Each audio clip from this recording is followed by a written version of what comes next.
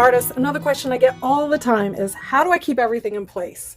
How do I create in my art journal or create a mixed media piece and keep all those fun elements in place? I've got oil pastel, I've got graphite, I've got these amazing woodies. I love to use them. Some things stay in place, some things shift around, some things when you get them wet, I don't know what to do, add more paint.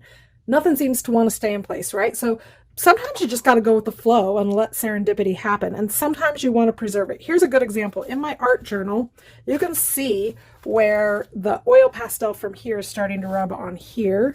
This happens often in my art journal. You can look and see on another page right here.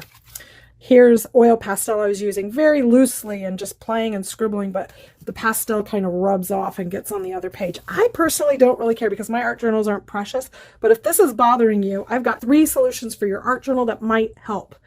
First and foremost, get yourself just a piece of deli paper or wax paper, put a little piece of tape, and then lay it in there. That way you can still open it up and see the whole page. This is all oil pastel, not my favorite page I've ever done, but that's not the point because art journals is for experimentation. But you can see then the oil pastel rubs off on this page and doesn't transfer from each side. The other thing I do often, which we can even do here, use Spectrafix. Spectrafix is casein. Casein comes from milk. It doesn't have a smell. You can use it indoors. It's not aerosol. It's just a pump spray. And it's a really good solution if you just want something quick and easy. So you can just spray a light spray, let it completely dry, and it might help keep those bits in place. However, I'm going to say it's probably not going to be enough to hold that oil pastel into place, but it's a good start. Another option is cold wax. This one's a little more expensive. This is Gamblin's cold wax, but Dorland's cold wax is much more affordable, and you can use that as well.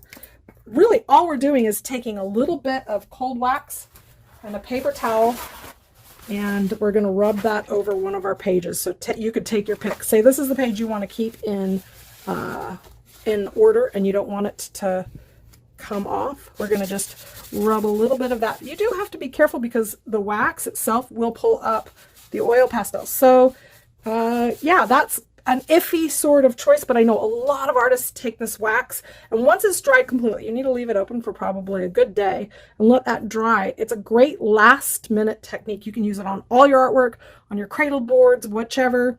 Use a fixative, use cold wax medium, and last but not least, spray varnish. Now I'm going to tell you, this stuff's so stinky I would never use it in the house. In fact, once I'm done, I'd probably leave my artwork outside to completely dry. You can also do it in the garage, whichever solution you want to use, but don't use it in your studio or you're going to end up gassing yourself out. But this stuff works great. This one's for all types of pastels, including oil pastel, to kind of keep it in place so that it doesn't spread. So spray fixatives, pump fixatives, Dorland's wax or Gamblin's cold wax. These are cold wax, so they're just soft, malleable wax that you can rub over the surface, or a piece of paper. All right, so those are some ways to protect our art journal, but let's talk about a little bit more how they work in the process of creating art. I have here some marks that I made with my Stabilo Woody and with Lyra graphite. And as you might well know by now, I love to use these layers. That means that every single time that I go to paint, I'm adding in mixed media. And what happens with water-soluble mixed media? Well, when you go to put that next layer down, what happens? It blends, completely blends, totally fine. I might even want to put that right on there, drip it on. This is one of my favorite ways to do it. Roll it out.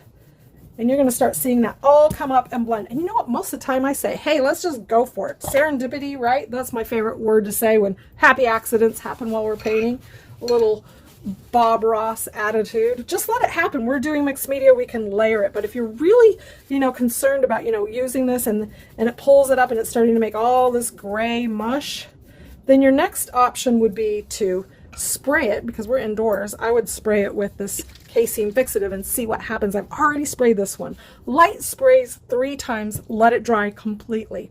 If you do it too heavy, it's going to activate that water-soluble material and then it might start running and bleeding. It's going to be less likely. See, it's not spreading as much as the other one because I have that. It's still going to pick it up a little bit. It's not a perfect solution, but look, I have a much better chance of keeping my materials in place when I use fixative. A spray fixative is going to work the best, but I have a much better chance of keeping that in place and not pulling it up. So spray fixative indoors, this is your best solution unless you're a vegan, because it is made from an animal product. I will tell you though, it's fantastic because it doesn't have that smell, and I just love being able to use Spectrafix. But if all else fails, buy yourself a spray fixative. Take your work outside, spray it, let it dry completely, and then get going again. And that would be my best solution for you to keep your work in place.